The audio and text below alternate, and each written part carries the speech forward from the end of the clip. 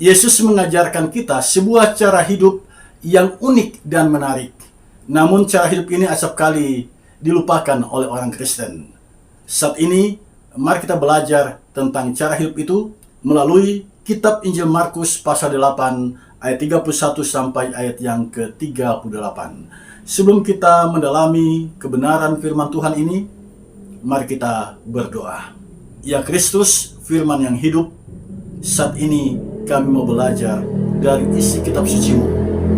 Ya Roh Kudus, tuntun kami dengan kuasa-Mu, sehingga kami beroleh pengertian yang benar dari firman-Mu. Di dalam nama Tuhan Yesus kami berdoa. Amin. Saya akan bacakan bagi kita semua Markus pasal 8 ayat 31 sampai ayat yang ke-38. Judulnya pemberitahuan pertama tentang penderitaan Yesus dan syarat-syarat mengikut Dia. Kemudian mulailah Yesus mengajarkan kepada mereka bahwa anak manusia harus menanggung banyak penderitaan dan ditolak oleh tua-tua, imam-imam kepala dan ahli-ahli Taurat, lalu dibunuh dan bangkit sesudah 3 hari. Hal ini dikatakannya dengan terus terang, tetapi Petrus menarik Yesus ke samping dan menegur Dia. Maka berpalinglah Yesus dan sambil memandang murid-muridnya, Ia memarahi Petrus, katanya, "Enyalah iblis, sebab engkau bukan memikirkan apa yang dipikirkan Allah, melainkan apa yang dipikirkan manusia." Lalu Yesus memanggil orang banyak dan murid-muridnya dan berkata kepada mereka, "Setiap orang yang mau mengikut aku, ia harus menyangkal dirinya, memikul salibnya, dan mengikut aku. Karena siapa yang mau menyelamatkan nyawanya, ia akan kehilangan nyawanya. Tetapi barang siapa kehilangan nyawanya karena aku dan karena Injil, ia akan menyelamatkannya.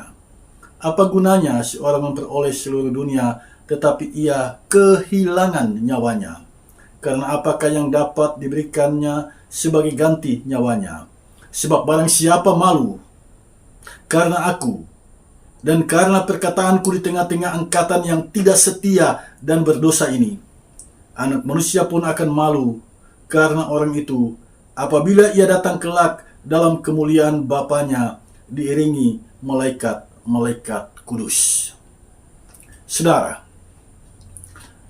jika ditanyakan kepada kita, Yesus itu sebenarnya siapa? Apakah Dia manusia ataukah Dia Tuhan? Apa jawaban kita? Saya menemukan ada 4 pandangan tentang Yesus. Yang pertama, di dalam Al-Quran, Yesus itu dicatat di sana adalah manusia. Dia adalah nabi.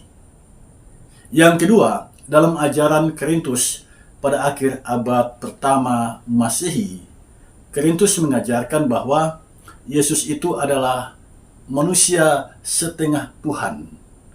Ketika Dia lahir, Dia adalah manusia. Di saat Dia bermujizat, yang ilahi memasuki dirinya. Tapi di saat Dia hendak disalibkan, yang ilahi itu meninggalkan dirinya. Itu ajaran dari Korintus. Yang ketiga, ajaran Doketisme. Doketisme mengajarkan bahwa Yesus itu hanya kelihatannya manusia, tapi sebenarnya Dia adalah yang ilahi. Yang keempat, kesaksian Alkitab. Yesus adalah firman yang menjadi manusia, tinggal bersama-sama dengan manusia, menjalani kehidupan sebagai manusia. Yesus adalah Allah yang telah menjadi manusia. Itulah kesaksian Alkitab, dan itulah yang diyakini oleh orang Kristen. Saudara sekalian, sekarang mari kita arahkan perhatian kita pada Injil Markus pasal 8 ayat 31 sampai ayat yang ke-38. Di sini kita menemukan ajaran Yesus tentang dirinya, di mana Yesus menyebut dirinya anak manusia. Yesus mengajarkan bahwa Dia harus menanggung banyak penderitaan dan ditolak oleh tua-tua, imam-imam kepala, dan ahli-ahli Taurat, lalu dibunuh dan bangkit sesudah 3 hari. Ini yang Yesus ajarkan, bahwa Dia akan menanggung banyak penderitaan. menanggung banyak penderitaan. Kemudian yang kedua, dia akan ditolak. Dan yang menolak Yesus ini tidak main-main. Mereka adalah tua-tua atau pemimpin-pemimpin yang ada di zaman itu.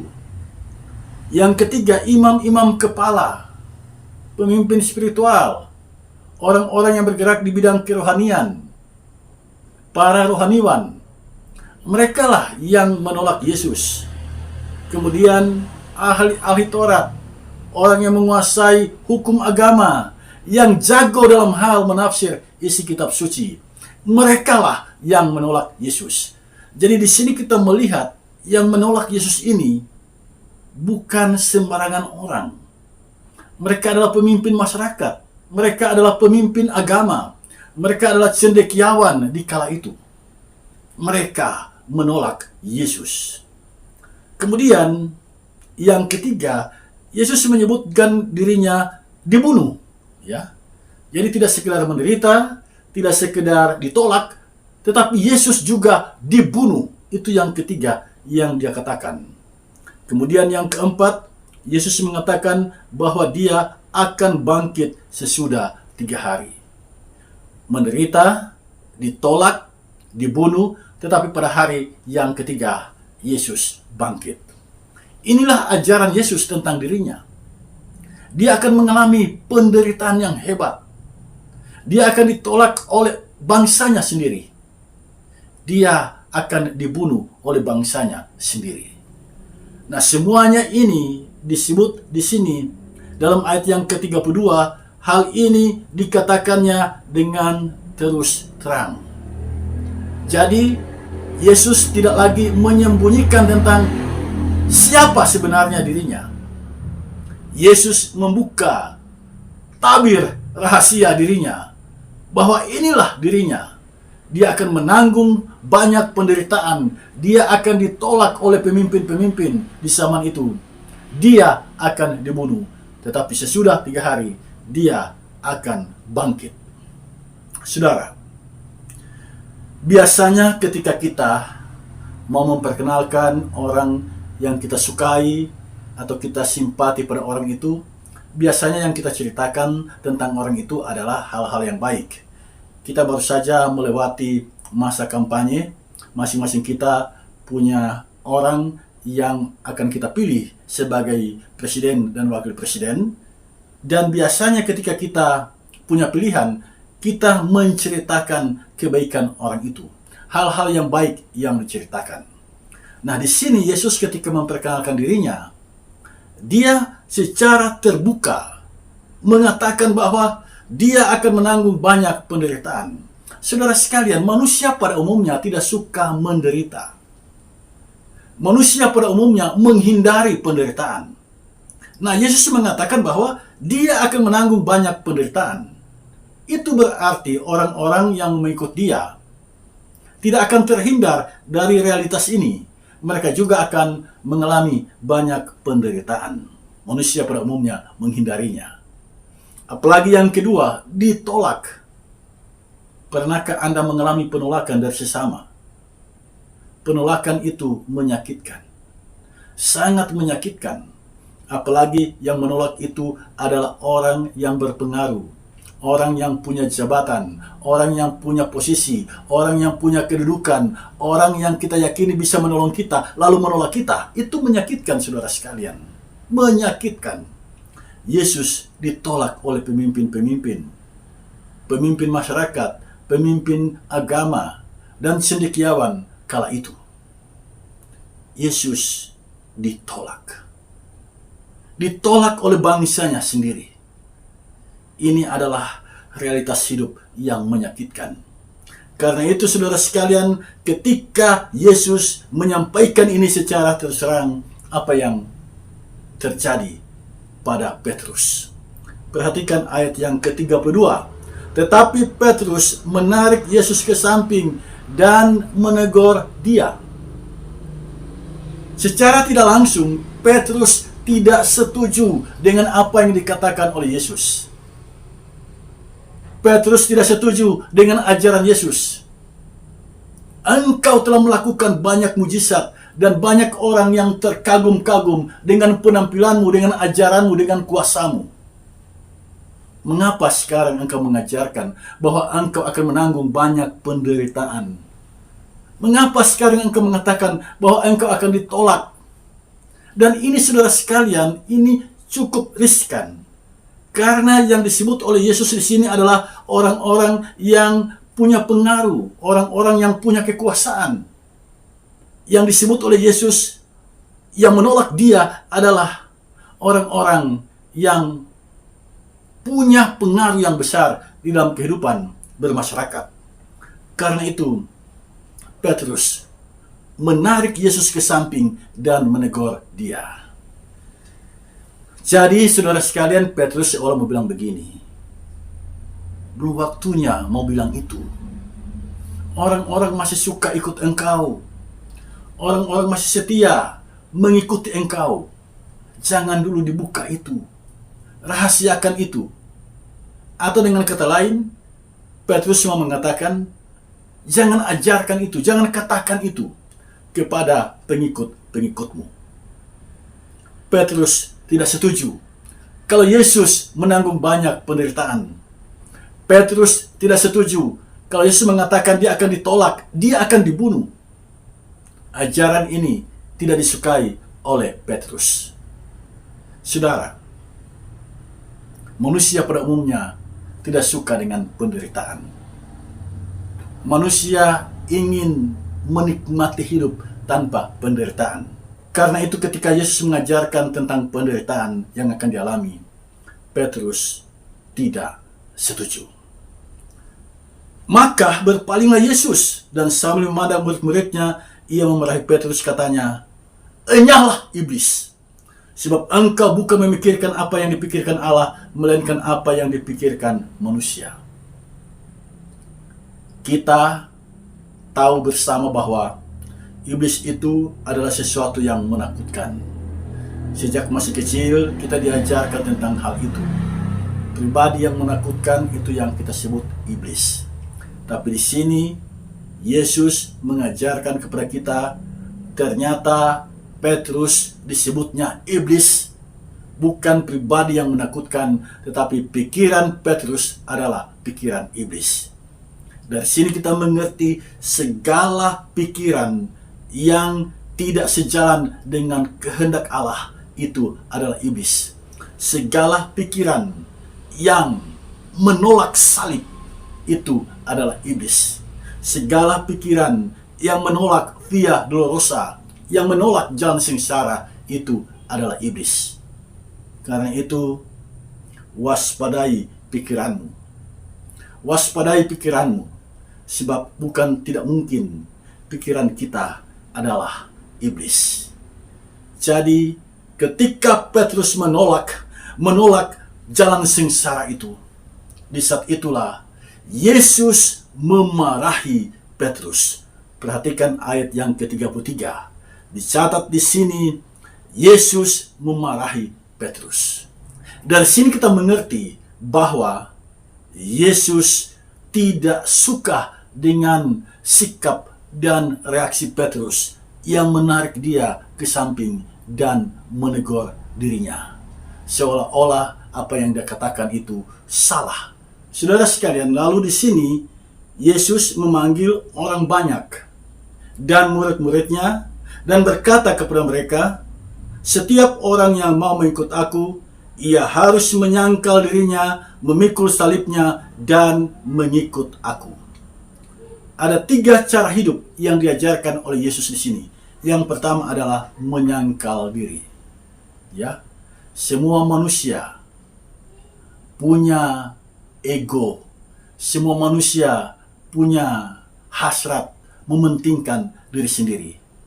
Ketika kita menjadi pengikut Yesus, semuanya itu harus kita sangkali. Yang kita ikuti bukan kehendak kita. Yang kita ikuti adalah kehendak Dia. Itulah menyangkal diri. Artinya, kita ikut keinginan Tuhan dan bukan keinginan kita. Tidak ada lagi cerita hatiku adalah rajaku. hati ini milik Kristus dan biarkan Dia yang menguasai hati kita. Yang kedua, memikul salibnya. Salib pada satu sisi adalah simbol kemuliaan, tapi pada sisi yang lain salib adalah simbol derita. Jadi setiap manusia punya penderitaan. Setiap manusia punya pergumulan kehidupan. Tuhan tidak mengajar kita untuk menghindarinya. Tetapi yang Tuhan ajarkan kepada kita adalah memikul derita itu. Jangan pernah lari dari masalah. Jangan pernah menghindar dari masalah. Belajarlah menghadapi masalah. Sebab seseorang akan bertumbuh, punya mentalitas yang kuat, punya karakter yang dewasa.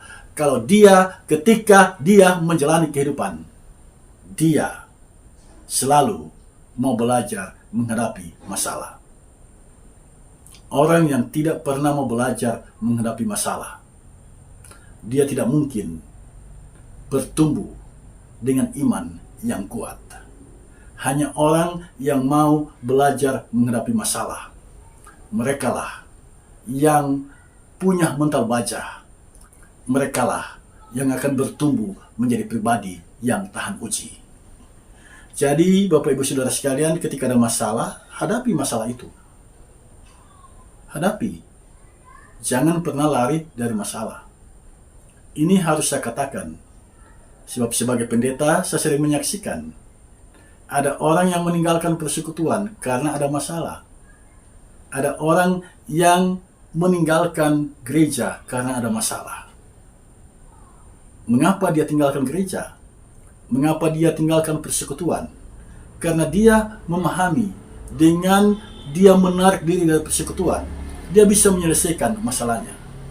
Padahal Yesus pernah mengingatkan kita dalam kitab Injil Yohanes pasal 15, di luar aku, kamu tidak dapat berbuat apa-apa. Jadi kalau kita ingin punya kekuatan untuk menghadapi salib, untuk menghadapi masalah, untuk menghadapi pergumulan kehidupan, jangan pernah menjauh dari Yesus. Yang ketiga, cara hidup yang ketiga adalah mengikut Yesus. Mengikut itu berarti posisi kita di belakang dan posisi Yesus di depan. Orang yang mengikut, dia melangkah kemana saja yang dia ikuti melangkah. Jadi kalau kita ikut Yesus, berarti apapun yang Yesus lakukan, kita ikuti. Jadi mengikut Yesus artinya kita mengikuti teladan Yesus. Nah, apa teladan Yesus di sini? Teladan Yesus di sini adalah dia tidak lari dari penderitaan. Dia menanggung banyak derita, tetapi dia tidak pernah lari dari penderitaan. Dia ikhlas menjalaninya. Dia sabar menjalaninya. Itu teladan Yesus bagi kita. Di jalan sengsara, di Via Dolorosa, Yesus menunjukkan keteladanan yang luar biasa. Dan ketika dia tersalib, dia memberikan teladan kepada kita. Bagi mereka yang menyakiti dirinya, dia memberikan pengampunan. Ya Bapa, ampunilah mereka, sebab mereka tidak tahu apa yang mereka perbuat. Mengikut Yesus, nyawa bisa saja melayang. Tetapi di sini kita dikuatkan, kita diteguhkan iman kita, karena Yesus mengatakan di sini pada ayat yang ke-35, barang siapa kehilangan nyawanya karena aku dan karena Injil, ia akan menyelamatkannya. Jadi nyawa itu berharga, tetapi ada yang jauh lebih berharga dari itu, yaitu Yesus Kristus, yaitu Injil Yesus Kristus. Dua hal ini berharga.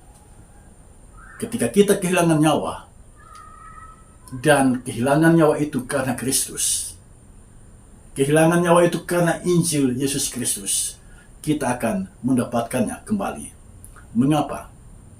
Karena dia adalah kehidupan itu sendiri. Kemudian Yesus mengajarkan kepada kita, jangan malu bersaksi. Perhatikan ayat yang ke-37.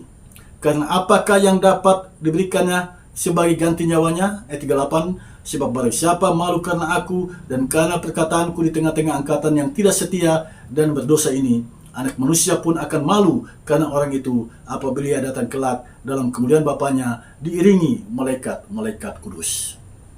Yesus pasti akan datang kembali. Dan kedatangannya diiringi oleh malaikat-malaikat kudus. Dia datang menjemput orang-orang yang taat kepadanya. Orang-orang yang selama dia hidup menyangkal dirinya, memikul salibnya, dan mengikuti Yesus. Selama kita hidup di dunia ini, ingatlah 3 hal ini: menyangkal diri, memikul salib, dan mengikut Yesus. Terapkan itu dalam kehidupan, dan beranilah bersaksi tentang Yesus dan Injilnya. Jika itu kita lakukan, di saat Yesus datang kembali dalam kemuliaannya, kita akan dibangkitkan dan hidup bersama-sama dengan Yesus. Kita sekarang berada di minggu sengsara. Di minggu sengsara ini, mari kita hayati kesengsaraan Yesus. Dia berani memikul salib. Dia berani menanggung penderitaan itu demi keselamatan kita. Saudara sekalian, kitab Injil Markus ini ditulis oleh Markus, sahabat dari Paulus. Markus adalah pemimpin jemaat di kota Roma. Di saat dia menulis kitab Injil ini, dia menulis dari tahun 55 sampai tahun 65 sebelum Masehi. Kaisar Roma yang berkuasa pada waktu itu adalah Kaisar Nero. Kita tahu bersama, kaisar ini sangat kejam. Dia menganiaya orang Kristen. Kitab Injil Markus ini ditulis untuk menguatkan iman orang Kristen yang ada pada waktu itu, agar setia pada Injil Yesus Kristus. Jadi, apa yang diajarkan oleh Yesus di sini sesungguhnya adalah untuk meneguhkan iman jemaat. Markus menulis ini agar jemaat yang membacanya dikuatkan imannya. Dari ulasan kebenaran firman Tuhan ini, apa hikmah yang dapat kita petik dari dalamnya? Saya mencatat 4 hal penting. Yang pertama, ajaran Yesus tentang siapa dirinya sampai saat ini tidak semua orang bisa menerimanya. Kalau kita masuk ke kanal YouTube, di sana kita akan menemukan ada banyak orang yang menolak ajaran Yesus, yang mempertanyakan siapa sebenarnya Yesus ini. Orang-orang menerima kalau dia menanggung banyak penderitaan. Orang-orang paham kalau dia ditolak oleh tua-tua, imam-imam besar, dan ahli-ahli Taurat. Orang-orang memahami kalau dia dibunuh. Tetapi yang keempat, dia bangkit. Itu yang tidak bisa diterima oleh banyak orang. Yesus yang mati, itu masuk akal. Tetapi Yesus yang bangkit, itu bagi kebanyakan orang tidak masuk akal. Tetapi kita sebagai orang Kristen, kita bersyukur karena kita adalah orang-orang yang sudah diselamatkan, yang tetap beriman Yesus yang menderita, mati, bangkit, naik ke surga, dan akan datang kembali untuk menjemput kita. Yang kedua, waspadalah. Jangan jadi sama seperti Petrus. Jangan sampai pikiran kita sama seperti pikiran Petrus. Pikiran yang bertentangan dengan kehendak Allah. Pikiran yang berseberangan dengan apa yang Yesus kehendaki. Pikiran-pikiran yang seperti itu disebut oleh Yesus iblis. Yang ketiga, jangan lupakan 3 hal yang diajarkan oleh Yesus di sini. Menyangkal diri, memikul salib, dan mengikut Yesus. Ini adalah 3 cara hidup yang harus kita ingat selama kita hidup di dunia ini.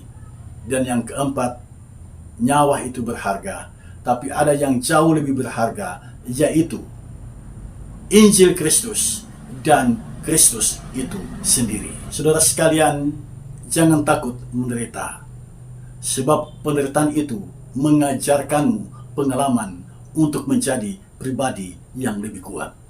Selamat menghayati minggu sengsara. Selamat mengikut Yesus dalam ketaatan kepadanya. Tuhan Yesus memberkatimu. Amin.